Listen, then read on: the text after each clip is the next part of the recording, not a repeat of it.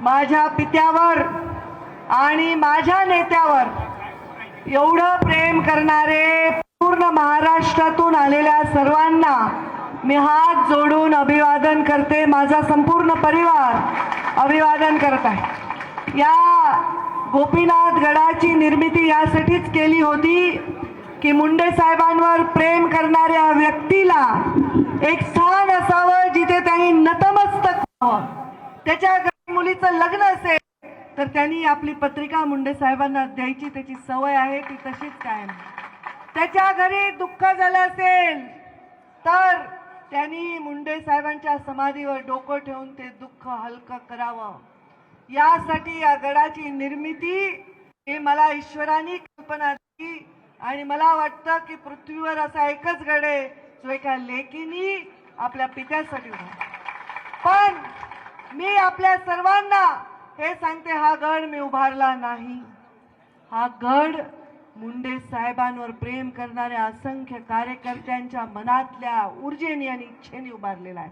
आणि त्यामुळे हा गड पंकजा मुंडेचा नाही, हा गड लोकांचा आहे, मुंडे साहेबांवर प्रेम करणाऱ्या त्या सगळ्या जनसामान्यांचा। आज मुंडे साहेबांच्या समाधीवर नतमस्तक होण्यासाठी माझ्या वडिलांना सदैव अगदी एक खोलीच्या किरायाच्या घरापासून ते देशाच्या केंद्रीय मंत्रिपदापर्यंत सगळ्या परिस्थितीत 2 साड्यांपासून ते गाड्यांच्या ताफ्यांपर्यंत जिने साथ दिले ती माझी आई प्रज्ञा गोपीनाथ मुंडे आवर्जून या गडावर दर्शन।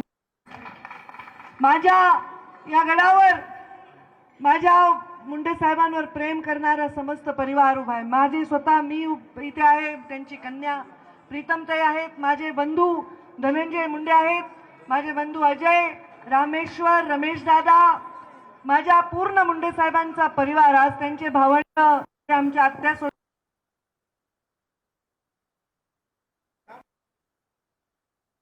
प्रेम करणारे लोक, आमचे बाळराजे आलेत, आमचे बदामराव दादा आलेत, आमचे अक्षय मुंदडा आलेले आहेत, आमचे निर्मळ तात्या आलेले आहेत, आमचे बानूरकरजी दिसत आहेत मला न चुकता। मुंडे साहेबांच्या 3 जून आणि बानूरकर मुंडे साहेबांची लाडकी जोडी हे सुद्धा इथे आहेत। आमच्या आईसाहेब हेच आहेत, एक आरक्षण आहे महिला आरक्षण संत म्हणतात त्या आमच्या आईसाहेब आहेत। आज त्या एका टीव्हीवरच्या कार्यक्रमामध्ये जज म्हणून जात आहेत, किती सुंदर मला वाटतं। आमच्या अयोध्याताई आलेल्या आहेत, आमच्या लांबरूडताई आले आहेत, रुपाली कचरे, रंजना नागरे, देवीदासजी राठोड आलेले आहेत, आमचा राहुल केंद्रे आलेला आहे। आज अधिवेशन असल्यामुळे सर्व आमदारांनी आपले प्रतिनिधी पाठवले आणि मी सुद्धा आग्रह केला ना, जसं आमच्या नरेंद्र मोदीजींनी आदेश दिलाय की कामांचं डिसेंट्रलायझेशन करा, अधिकार आपल्या खाली लोकांना देत राहा, तसं आमचे मुख्यमंत्र्यांनी केलंय। तसंच शांत बसा रे, काय तुम्हाला शांत बसा, बोलू द्या सगळे। त्यांनी हाताची घडी लावा, मागे तुझ्या कोणी हाताची घडी घाला।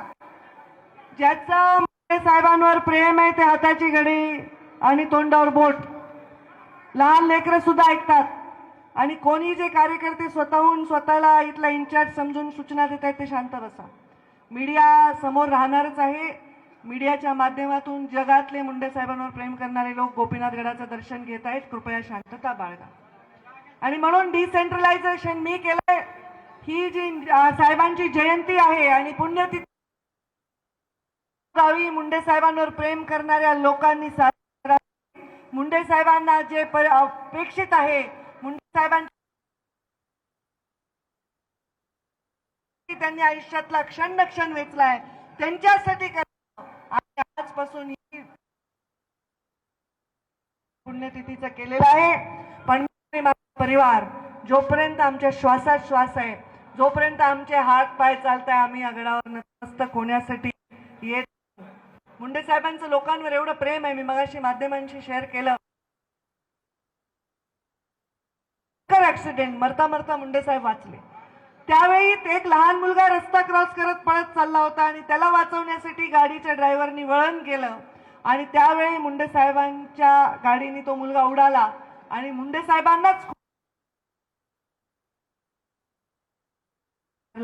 तो मुलगा कसा आहे, त्याला काही लागलाय का, त्याचा पूर्ण इलाज करा. त्याला तर खर्चटलं पण नव्हतं, पण मुंडे साहेबांना ही काळजी लोकांची वाटत होती. एक प्रेम मुंडे साहेबांचं लोकांवर होतं. स्वतःच्याही पलीकडे जाऊन त्यांनी लोकांचा, वंचितांचा विचार केला. मी मुंडे साहेबांच्या समाधीच्या चरणी हीच प्रार्थना केली की त्यांनी जे जे उभं केलंय ते मोठं करण्याची सदृढ आपण सर्वजण इथे आहात. आपले मी मनापासून आभार मानते. आज नागपूरचं अधिवेशन आहे. मी परत लगेच नागपूरला जिथे जिथे मला फोटो शेअर करतायत, कोणी उसाच्या फडात मुंडे साहेबांची जयंती करताय, कोणी दवाखान्यामध्ये करताय, कोणी गरीब विद्यार्थ्यांना मदत करताय, अनाथ आश्रमामध्ये जाऊन काम करताय. हे आज नेत्याला असं स्मरण ठेवतात. त्या नेत्याने देखील मुंडे साहेबांविषयी आज आपल्या विनम्र अभिवादन आज केलेलं आहे. आमच्या या कार्यक्रमाला आमच्या हाके साहेब आलेले आहेत. मी म्हणलं सगळे जे आले सगळे त्यांचं स्वागत आहे. सर्वांना परत एकदा मनापासून परिवार म्हणून मी आभार मानते.